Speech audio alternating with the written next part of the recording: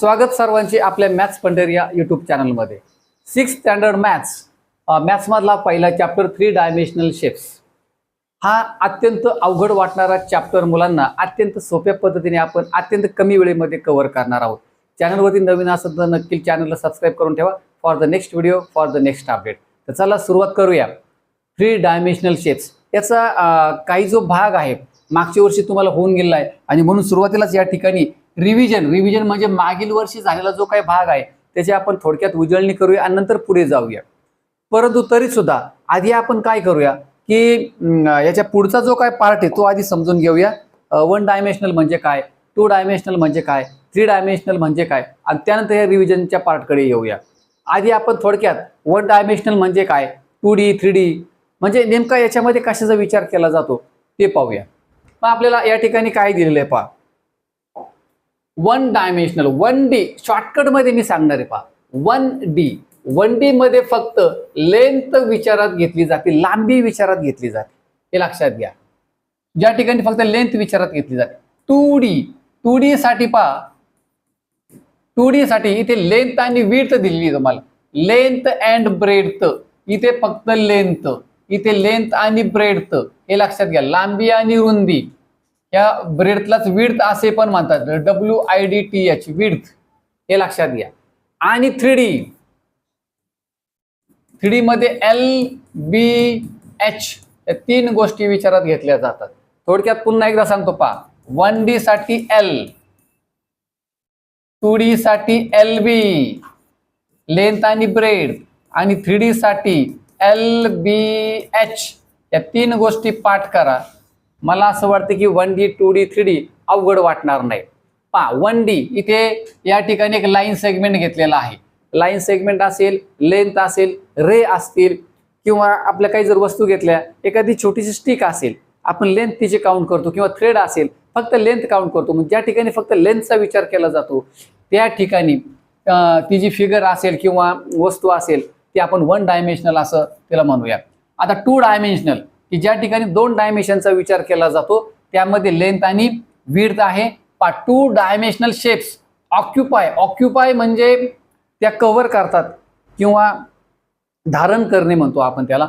Space म्हणजे जागा, on A flat surface, flat म्हणजे सपाट पृष्ठभागावरची जागा व्यापणारे जे काही आकार आहेत त्याला 2D म्हणतो आपण, 2 डायमेन्शनल म्हणतो, सपाट पृष्ठभाग पाहिजे।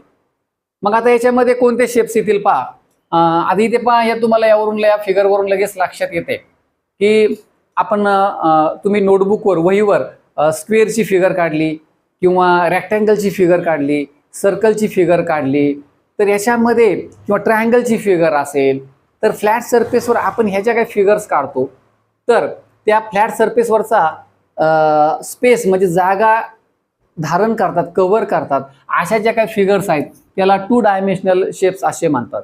आता 3 डायमेन्शनल शेप्समध्ये मी तुम्हाला सांगितलं LBH लांबी, रुंदी, उंची या 3 घटकांची गरज असते। या ठिकाणी फिगर दिसते पहा, लेंथ, हिची लेंथ आपण विचारात घेऊ शकतो, ही किती लांबीची आहे पहा, ही लेंथ आहे त्या फिगरची, हे किती लांब आहे। ही विड्थ दाखवलेली आहे आपल्याला पहा, इथे विड्थ ही किती जाडीची फिगर आहे।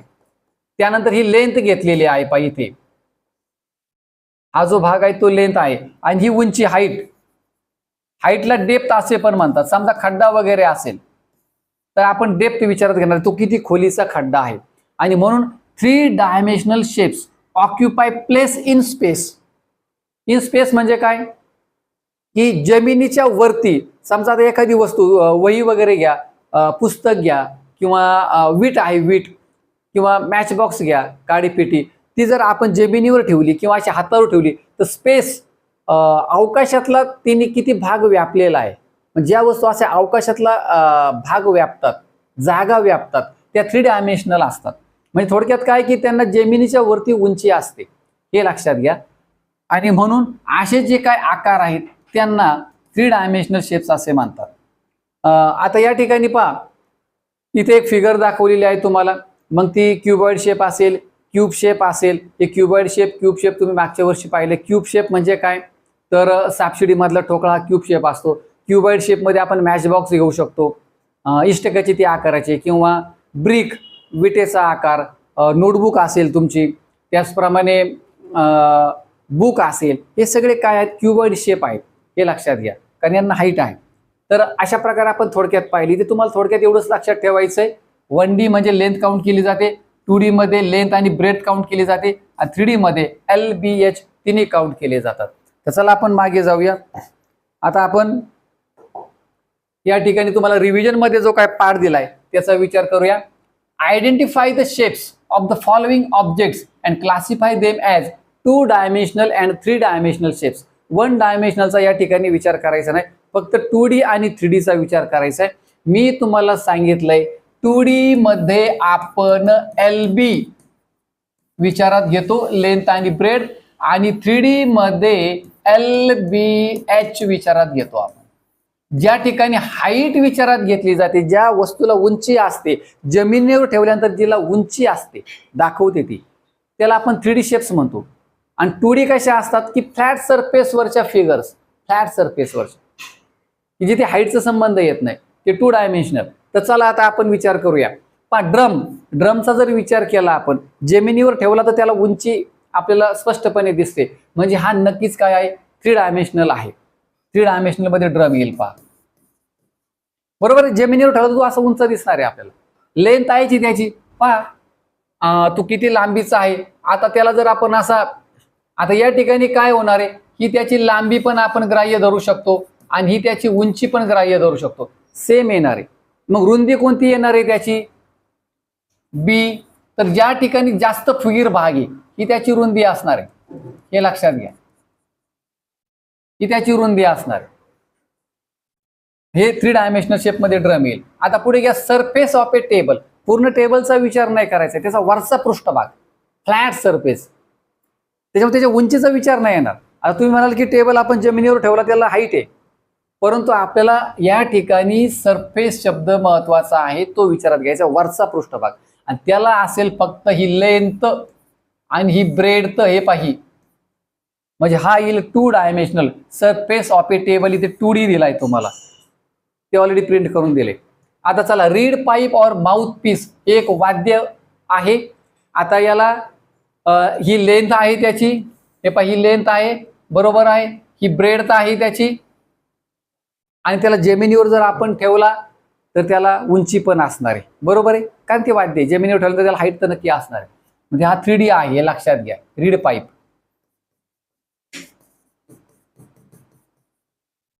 कॅरम बोर्ड सरफेस शब्द महत्वाचा आहे आपल्याला, कारण कॅरम बोर्ड जमिनीवर ठेवलं त्याला हाईट मिळते, पण सरफेस शब्द वापरल्यामुळे लक्षात घ्या हाईटचा विचार येणार नाही, वरच्या पृष्ठभागाचा विचार येणार. ही लेंथ आणि ब्रेड या ठिकाणी 2 डायमेन्शनल. Carrom board surface. आता हार्मोनियमकडे या, स्पष्टपणे दिसते, क्युबॉइड शेप आहे पहा, ही त्याची लेंथ आहे, ही आहे ब्रेड, आणि ही आहे त्याची हाईट. आपण कलर चेंज करूया, पहा, ही लेंथ, त्यानंतर ही ब्रेड आणि त्याची हाईट येईल, बरोबर आहे. म्हणजे हा येईल 3 डायमेन्शनल हार्मोनियम. रोड. आता रोडचा विचार या ठिकाणी फिगरमध्ये आपला पूर्ण फ्लॅट सरफेस, वरचा जो सरफेस आहे रोडचा तो विचारात घ्यायचा आहे आपल्याला. मग त्याला काय असणार आहे, ही लेंथ असणार आहे त्याची, त्याच्यानंतर ही त्याची ब्रेड असणार आहे, म्हणजे हा 2 डायमेन्शनल आहे, हे लक्षात घ्या. आता रोडला थोडी हाईट असते, परंतु हाईट या ठिकाणी दाखवलेली नाहीये, फक्त वरचा सरफेस आपल्याला विचारात घ्यायचा आहे, तो 2 डायमेन्शनल येईल. आता इथे पहा, प्लेग्राऊंड म्हणजे खेळाचे मैदान. आता या ठिकाणी इथे सुद्धा फक्त वरचा सरफेस दाखवलेला आहे आपल्याला, हे लक्षात घ्या. म्हणजे झाली त्याची लेंथ, ही झाली ब्रेड, फक्त 2च डायमेन्शनचा विचार होतोय, 2 डायमेन्शनल शेप, प्लेग्राऊंड. आता स्पायनिंग टॉप, याला उंची असते, स्पष्टपणे दिसते, जमिनीवर फिरतो, बरोबर की नाही. म्हणजे उंची आहे, हाईट आहे, त्याचप्रमाणे त्याला लेंथ पण आहे आणि त्याचप्रमाणे त्याला ब्रेड पण आहे. कारण का, तो जर असा जमिनीवर पडला तर ही त्याची आपण लेंथ म्हणून काउंट करू शकतो, आणि तीच त्याची जमिनीवर उभा राहिल्यानंतर हाईट पण आपल्याला दिसते. त्याचप्रमाणे त्याची ब्रेड काय असणार आहे, हे पाहिजे, त्याची ब्रेड, फुगीर भाग जो आहे ही त्याची ब्रेड, म्हणजे त्याची जाडी, हे आपल्या लक्षामध्ये येते पूर्णपणे. किंवा वरचा जो काही गोलाकार भाग आहे तर या ठिकाणी आपण त्याची जाडी काउंट करू शकतो, ब्रेड्थ काउंट करू शकतो, की त्याची हाईट आहे, त्याचप्रमाणे त्याला आपण लेंथ म्हणून पण कन्सिडर करू शकतो. तर अशा प्रकारे हा स्पायनिंग टॉप 3D आहे, कारण त्याला लेंथ, ब्रेड्थ, हाईट तिन्ही गोष्टी आहेत. स्पायनिंग टॉप. तर अशा प्रकारे आपण 1D, 2D, 3D अशी काही एक्झाम्पल्स या ठिकाणी रिव्हिजन दाखल पाहिले. खाली तुम्हाला एक प्रश्न दिलेला आहे पहा. Write down the names of some other shapes that you know and classify them. अजून तुम्हाला असे काही आकार माहिती आहेत का आणि त्याचं वर्गीकरण करा. निसर्गातल्या काही वस्तू असतील किंवा अजून काही असतील तर ते त्याची उदाहरणं तुम्ही लिहू शकता, नेटवर शोधू शकता, थोडा विचार करू शकता. जसं मी तुम्हाला सांगितलं 1D म्हणजे काय, 2D म्हणजे काय, 3D म्हणजे काय. 3Dला हाईट असते, 2Dला नसते. 2D फ्लॅट सरफेसवरच्या फिगर ज्या आहेत त्या आपण विचारात घेतो. 1D मध्ये फक्त लेंथ काउंट केली जाते, 3D मध्ये लेंथ, ब्रेड्थ, हाईट असते. त्या सगळ्या गोष्टी जर आपण विचारात घेतल्या तर निसर्गातल्या अनेक वस्तू आपण शोधू शकतो आणि त्यांचं क्लासिफिकेशन करू शकतो. पहा, मी माझ्या मनाने काय या ठिकाणी एक्झाम्पल सांगतो. 2D मध्ये आपण घेऊ शकतो पहा, स्क्वेअर काढता तुम्ही, त्याच्यानंतर रेक्टँगल काढता, पहा इथं स्क्वेअर घेऊ शकता तुम्ही किंवा रेक्टँगल, पुन्हा सर्कल, वर्तुळ काढता. 2D आहेत पण कुठे, नोटबुक वरती. त्यांना हाईट नाहीये, नोटबुकवर काय त्यांना हाईट मिळत नाही. आता 3D मध्ये या. आता इथे आपण स्क्वेअरचं एक्झाम्पल घेतलं तर सापशिडी मधला जो काही ठोकळा आहे, बरोबर नाही, त्याला आपण क्यूब म्हणतो.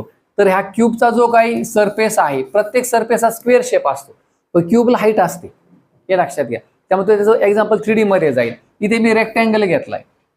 तुम्ही ब्रिकचं एक्झाम्पल घ्या किंवा क्यूबॉइड घ्या, ब्रिक घ्या, मॅच बॉक्स घ्या.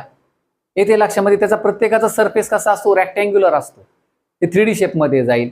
आपण इथे सर्कल घेतलं, त्याऐवजी इकडे स्पियर घ्या, बॉल घ्या, बरोबर आहे, त्याला जमिनीच्या वरती हाईट असते. आणि म्हणून असे काही एक्झाम्पल आपण 3D मध्ये घेऊ शकतो. अशा अनेक एक्झाम्पल तुम्ही मिळवू शकता. तर चला विद्यार्थी मित्रांनो, थांबूया आपण या ठिकाणी. मला पूर्ण खात्री आहे 1D म्हणजे काय, 2D म्हणजे काय, 3D म्हणजे काय, ही कन्सेप्ट तुमची नक्की क्लिअर झाली असेल. तर चला आपण थांबूया. अजूनही चॅनलवरती कोणी नवीन असेल तर चॅनलला नक्की सबस्क्राईब करा. फॉर द नेक्स्ट व्हिडिओ आपण पूर्ण सिलेबस आपल्या चॅनलवरती टाकणार आहे, तेव्हा चॅनलला सबस्क्राईब मात्र नक्की करून ठेवा. आपल्या मित्रांना आपला व्हिडिओ शेअर करा, लाईक करायला मात्र विसरू नका. चला थांबूया आजच्या व्हिडिओमध्ये. पुन्हा भेटूया पुढच्या अशा एका व्हिडिओसोबत. तोपर्यंत नमस्कार. Thanks for watching.